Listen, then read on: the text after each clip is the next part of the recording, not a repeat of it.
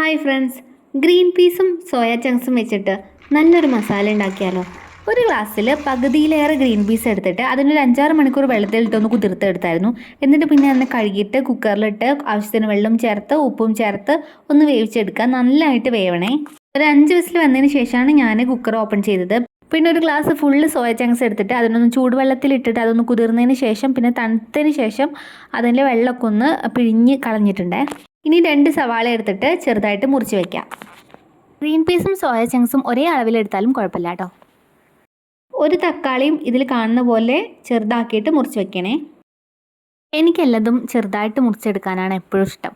എന്നാൽ പിന്നെ പെട്ടെന്ന് ഇത് വാടി കിട്ടുമല്ലോ. 2 പച്ചമുളക് എടുത്ത് കീറിയും വയ്ക്കാം. പിന്നെ കുറച്ച് ഇഞ്ചിയും വെളുത്തുള്ളി എടുത്തിട്ട് അതിന് നന്നായിട്ടൊന്ന് ചതച്ചും കൂടി വെച്ചേക്കാം. കല്ലിലൊക്കെ വെച്ച് ചതയ്ക്കാനുള്ള മടിയുണ്ട്. കട്ടിംഗ് ബോർഡിൽ തന്നെയാണ് വെച്ച് ചതയ്ക്കും. എന്നാൽ പിന്നെ പണി ഈസി ആയില്ലേ. ഇപ്പോൾ ഉണ്ടാക്കാൻ ആവശ്യമുള്ള സാധനങ്ങളൊക്കെ റെഡിയായി. ഇനി നമുക്ക് കുക്കിങ്ങിലോട്ട് സ്റ്റാർട്ട് ചെയ്യാം.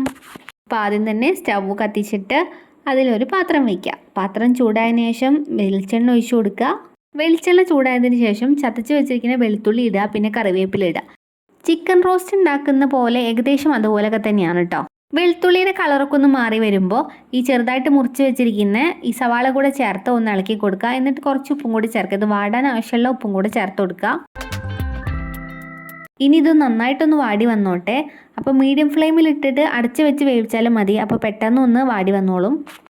സവാള നന്നായിട്ട് വാടി കളറൊക്കെ ഒന്ന് മാറി വന്നപ്പോൾ അതിലേക്ക് തക്കാളി, പച്ചമുളക് പിന്നെ ഇഞ്ചി ചതച്ചും കൂടി ആഡ് ചെയ്തിട്ട് നന്നായിട്ട് ഇളക്കി കൊടുക്കാം.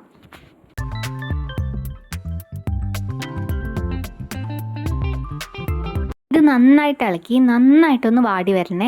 എന്നിട്ട് പിന്നെ പൊടികൾ ചേർത്ത് കൊടുക്കുക. അപ്പോൾ 3/4 സ്പൂൺ മുളക് പൊടി, 1/4 സ്പൂൺ മഞ്ഞൾപ്പൊടി, 3/4 സ്പൂൺ തന്നെ ചിക്കൻ മസാല, 1/2 സ്പൂൺ ഗരം മസാലയും കുരുമുളക് പൊടിയും കൂടി ചേർത്ത് നന്നായിട്ട് ഇളക്കി കൊടുക്കുക. പൊടികളുടെ പച്ചമണം മാറുന്ന വരെ നന്നായിട്ടൊന്ന് ഇളക്കി കൊടുക്കുക.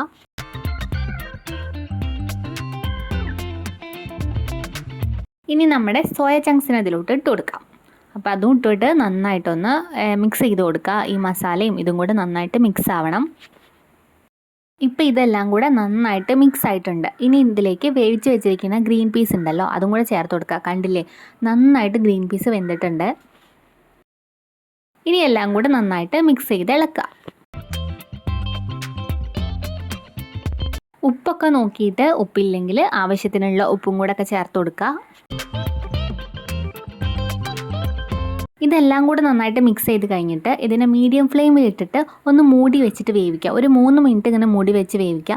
ഈ മസാലയൊക്കെ ഇതിൽ നന്നായിട്ട് പിടിക്കാൻ വേണ്ടിയിട്ടാണ് ഇങ്ങനെ ചെയ്തത് കേട്ടോ. ഇനി മൂടി തുറന്നിട്ട് കുറച്ച് മല്ലിയിലയും കുറച്ച് കറിവേപ്പിലിട്ട് നന്നായിട്ടൊന്ന് ഇളക്കി കൊടുത്താൽ നമ്മുടെ ഐറ്റം ഇവിടെ റെഡി. ഇത് നല്ല അടിപൊളി ടേസ്റ്റാണ്.